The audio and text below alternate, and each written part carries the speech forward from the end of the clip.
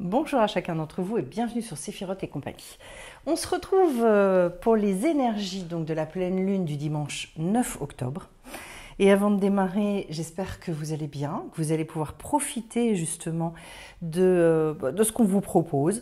Ce sont toujours des suggestions, ce sont toujours, je dirais, c'est une espèce de coloration en termes énergétiques. Et puis après, chacun d'entre vous en fait ce qu'il veut. Alors, là, ce qu'on vous dit, c'est de vous reconnecter en fait à des désirs que vous n'avez pas encore expérimentés, faire de nouvelles expériences, aller au-delà du connu, vraiment se mettre dans une posture où on va tester parce qu'on veut obtenir des résultats par exemple différents. D'ailleurs, je commence avec un set de terre qui nécessite en fait de s'investir, de faire rentrer les choses dans la matière. S'investir, c'est mettre de son énergie à un endroit spécifique. Ça peut être par exemple, je veux améliorer les choses en termes relationnels, ne plus avoir à me confronter à telle ou telle situation, et bien du coup je vais devoir agir et agir très très différemment. Et du coup je vais vraiment acter, je vais faire les choses. D'ailleurs on a le chariot, le progrès en fait. À partir du moment où on veut agir, c'est en reprenant son pouvoir, en reprenant en fait les rênes véritablement de sa vie pour pouvoir à nouveau avec le chariot, en fait, vivre une reconnaissance, la reconnaissance justement que oui, vous existez, vous êtes véritablement vous-même, que vous êtes reconnu en tant que tel. C'est donc à la fois de la reconnaissance, la victoire, la capacité vraiment de mener les choses. En fait, c'est l'antithèse du fait de subir sa vie. On est sur 2,7 degrés. L'un dans la matière et le chariot, c'est pareil, c'est extrêmement actif. L'idée, c'est vraiment d'obtenir... oui, c'est une sorte de triomphe avec le chariot. Le degré 7, il est très très important, et notamment dans la tradition hébraïque, où c'est un petit peu considéré comme un nombre d'or. Ça correspond à la lettre Zayn. Et donc, il y a l'idée vraiment d'aller... d'aller au bout en fait de ce qu'on a réglé avec soi-même pour que ça bouge à l'extérieur. C'est très très symbolique cette carte-là parce qu'en fait les deux chevaux qui sont des deux couleurs différentes, ils sont là pour vous indiquer qu'à partir du moment où vous réglez vos conflits intérieurs, où il n'y a plus cette dualité permanente, alors à ce moment-là tout va rouler. Et que quand on mène sa barque en fait, déjà à l'intérieur de soi, à l'extérieur tout bouge. Et puis derrière, donc il y a la carte du hiérophante, donc le pape. Et je vais l'interpréter d'une manière un peu particulière ici, parce qu'en fait le pape c'est celui qui veut donner un sens à sa vie, c'est celui qui veut vraiment, qui est attentif en fait à, comment dire, à recadrer les choses par rapport à ses valeurs, son niveau de conscience, etc. Je finis avec cette carte-là, et là j'ai envie de vous dire, je vais prendre dans le côté un petit peu négatif, quand ça va trop loin, en fait on finit par plus avancer. C'est-à-dire, le petit écueil à éviter avec ça, c'est d'avoir un idéal trop élevé, et quand on veut aller tout de suite trop haut, trop vite, trop fort, etc., et bien finalement, on risque de chuter, et finalement de chuter très puissamment, parce qu'en fait, on n'accepte pas les étapes. Et si j'ai un conseil, je l'entends comme ça, cette carte-là, étant donné où elle est placée, oui, vous visez bien ces objectifs-là, mais restez toujours dans l'action. C'est-à-dire faites au fur et à mesure. Donc par rapport à la pleine lune, qui va ouvrir donc une autre quinzaine, là, c'est peut-être être très pragmatique, très terre-à-terre, et au fur et à mesure que vous avez des idées, eh bien, mettez-les en œuvre, mettez-les dans la matière, testez. Alors, ce qu'il y a d'intéressant derrière, avec l'oracle Ors et Ombres, je commence justement par la pleine lune, qui est vraiment, dans ce jeu-là, l'idée de la compassion, de l'amour, avec lequel d'ailleurs on voit, en fait, on fait tout grandir. Ce qu'il y a d'intéressant, c'est que ici j'ai deux cœurs en guise de racines, en fait, sur la carte, et puis que il y a en même temps, voilà, on arrose ces cœurs-là pour réussir à faire grandir, à faire naître quelque chose. Alors l'amour, c'est un vaste sujet, c'est un très très grand thème. L'amour, le fait d'unir les choses, de réunir pour permettre en fait que puissent croître certaines choses. On est aussi dans le thème de la réunification intérieure, ça c'est clair, et puis notre manière de regarder les autres, de regarder la vie, etc. Et puis derrière, j'ai la Luna Rubeda, donc l'œuvre au rouge, qui d'ailleurs se réassocie dans cet oracle-là à la pleine lune, parce que c'est la phase juste avant, c'est la dernière étape en fait, qui vous dit en alchimie spirituelle, avec l'œuvre au rouge, en fait, c'est la clé de l'union divine. Voilà. Et donc, réussir vraiment à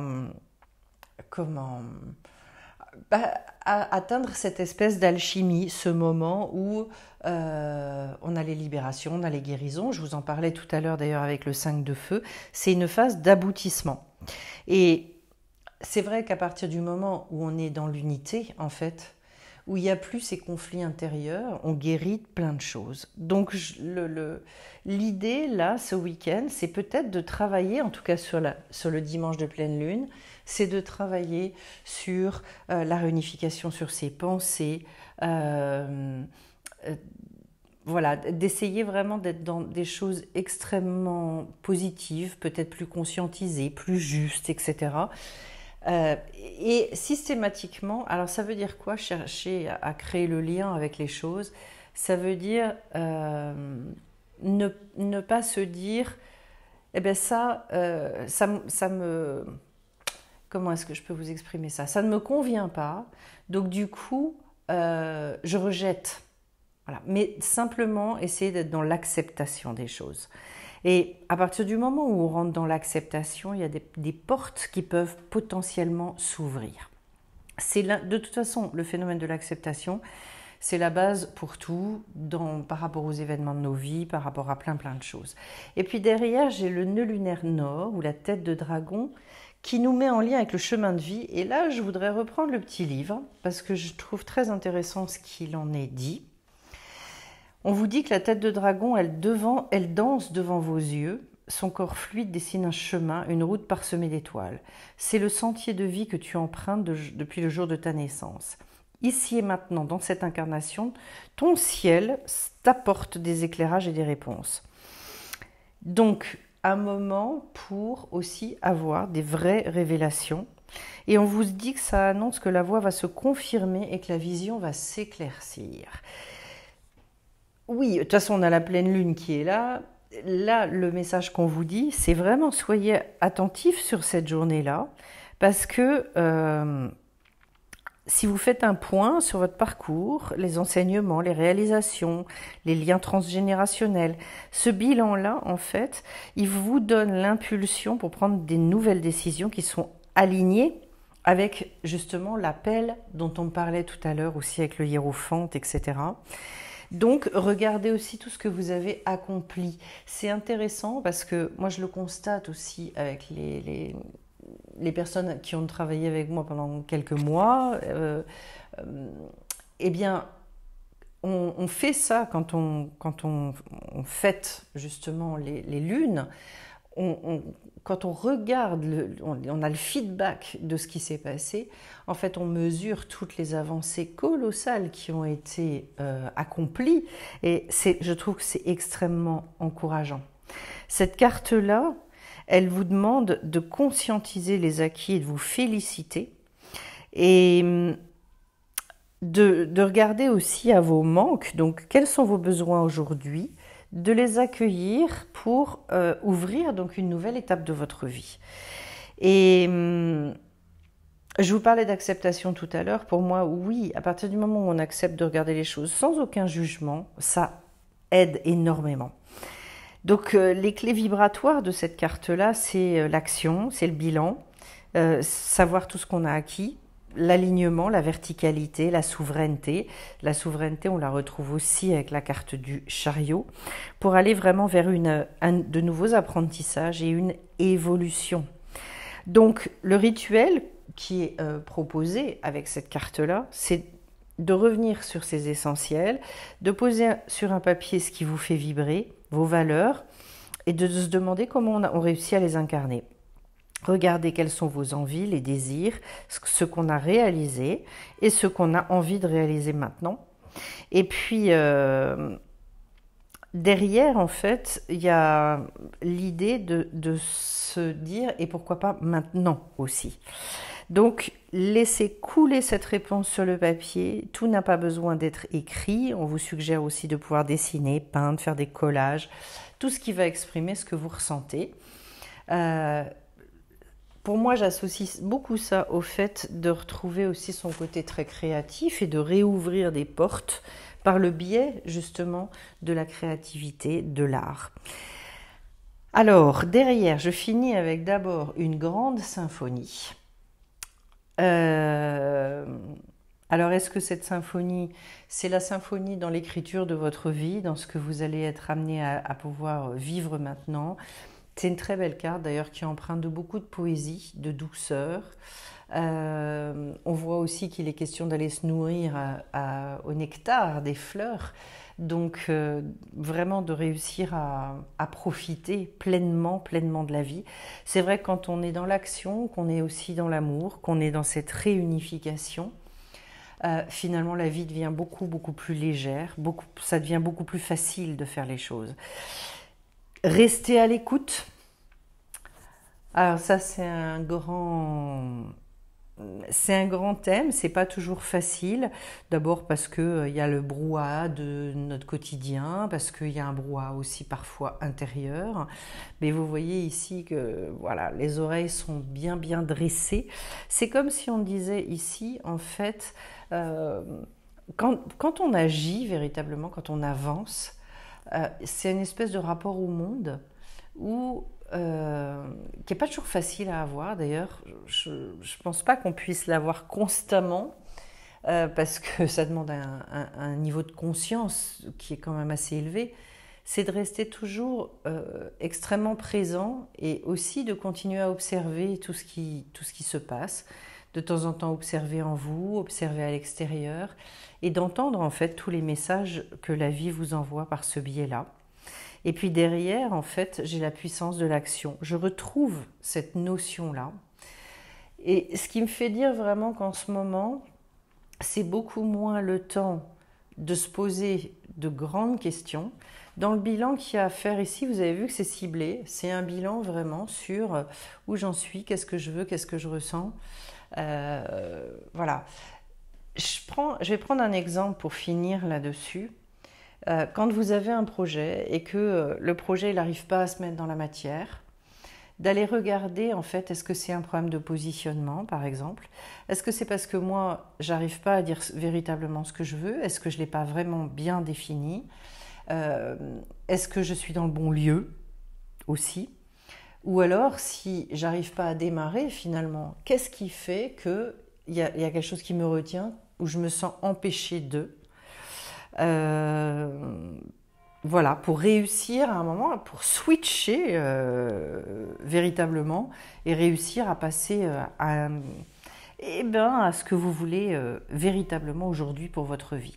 Alors, je vais aller regarder dans le petit oracle Origine également ce qu'on nous propose comme énergie. Mais globalement, en fait, j'ai l'impression qu'il y a beaucoup moins de questions à se poser. Il y a plus à suivre ce qu'on ressent, plus à suivre cette envie, ces appels que l'on a, et puis de se laisser porter en étant très attentif, très à l'écoute de ce qui se passe dans nos vies. La première, j'ai la nature. Hop. Ensuite, la deuxième, j'ai la rencontre. Et c'est celle-là que je voulais. Je retrouve la compassion. Celle-là, elle avait l'air de vouloir sortir, c'est la lune. Donc du coup, je vais les prendre toutes les trois. Toutes les quatre, je veux dire. La nature, la rencontre, la compassion et la lune. Il y a un côté assez poétique, il y a un côté, en ce qui concerne la nature, Peut-être un besoin aussi au niveau des énergies, de retrouver des énergies très calmes, très profondes. De toute façon, c'est un peu l'appel hein, en automne, parce qu'il y a du coup cette sève là qui redescend. Donc, et puis c'est vrai que la nature à cette époque-là aussi, elle est absolument magnifique en termes de couleurs, en termes d'odeurs, pour plein de choses. Donc voilà, sur ce week-end, allez et faire cette rencontre-là. La carte de la rencontre, pour moi, ça va bien avec l'envie puissante qu'on a en fait de créer du lien. Ce que j'ai constaté vraiment durant le dernier stage, cet été par exemple, c'est le plaisir et le bonheur extrêmement simple de se retrouver face à à des personnes avec lesquelles en fait tout se passe bien. La majorité des gens ne se connaissant pas ou très peu et où c'est fluide, il n'y a pas de grandes questions. Alors vous me direz, oui, ces personnes-là ne vivent pas ensemble, mais il n'empêche que toute la journée, elle se déroule avec une espèce de facilité énorme. Et créer, générer de vraies rencontres, eh bien c'est justement dans cette écoute aussi, très puissante, que ça se produit. Voilà, j'écoute beaucoup l'autre, je suis beaucoup écoutée et derrière j'ai la carte de la compassion. Ça m'intéresse parce qu'en fait cette carte-là, elle me parle à la fois de tout l'intérêt qu'on porte à l'autre d'une manière extrêmement sincère et en même temps du détachement. Parce que la compassion n'exige pas, je dirais, elle ne comprend pas le fait de se noyer dans les émotions de l'autre du tout. C'est-à-dire, j'entends, j'écoute et j'ai un cœur compatissant, oui, mais en même temps, je ne me laisse pas absorber par l'autre. Comme si finalement, pour la rencontre, on nous donnait aussi tout un tas de pistes pour... Et en fait, rencontrer quelqu'un, pour moi, c'est pas forcément une nouvelle rencontre. C'est qu'à chaque fois qu'on voit des gens, même ceux qu'on connaît, il y a une occasion de faire une vraie rencontre. Et cette occasion-là, il y a des fois on la vit pleinement, et il y a d'autres fois on passe à côté. Voilà. C'est quand est-ce que j'ai vraiment réussi à me connecter en fait à l'autre. Et derrière, je retrouve l'idée de la lune. Et je voudrais quand même en dire un mot sur cette lune, parce que j'ai quand même eu la pleine lune, tout ça. J'ai l'impression en fait qu'il y a tout ce côté très féminin, très doux, qui est présent aussi. La douceur dans l'action en fait. J'ai pas besoin, quand je parle d'agir, c'est pas dans un yang débridé, c'est beaucoup plus dans quelque chose qui est très conscient, où je suis présent à moi, je suis présent aux autres.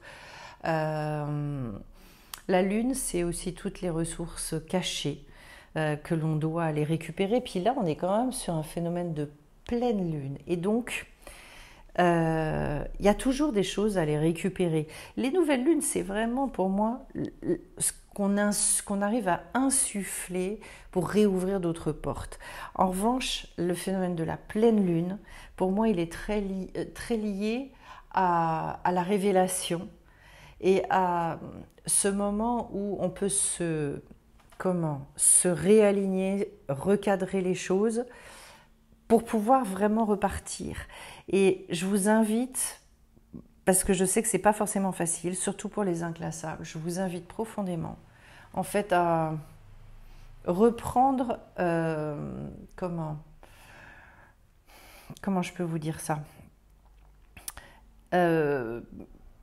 prendre un temps pour, justement, au travers du bilan dont on parlait tout à l'heure, voir ce que vous pouvez mettre en œuvre de manière, rapide. Pourquoi ? Pour créer un cycle vertueux. C'est-à-dire, là j'ai une envie, il y a quelque chose qui m'appelle. C'est pas forcément des grands événements, mais j'ai besoin de parler à telle personne, ou j'ai besoin de reprendre la danse, ou j'ai besoin de ceci, je suis appelée par quelque chose, j'ai besoin de mettre de l'ordre chez moi, tout simplement. Je vais effectivement direct mettre en action pour que derrière, en fait, j'ai un cycle de la joie qui se mette en place. Et à partir du moment où je fonctionne comme ça, je reviens effectivement. Je fais aussi une vraie rencontre avec ma nature. Je m'aperçois en fait que c'est là que j'ai du pouvoir sur ma vie. Vraiment. Et que j'ai écrit mon livre de vie, voilà, je participe à cette espèce de grande symphonie là. C'est ce tirage, c'est comme s'il me disait, là il y a besoin de retrouver de la fluidité, et cette fluidité, elle va venir dans le fait de mettre en œuvre au fur et à mesure, sans se poser trop de questions. J'en reviens à ça. Je suis à l'écoute, mais j'ai pacifié aussi mon mental, hein, quelque part, pour arriver à faire tout ça.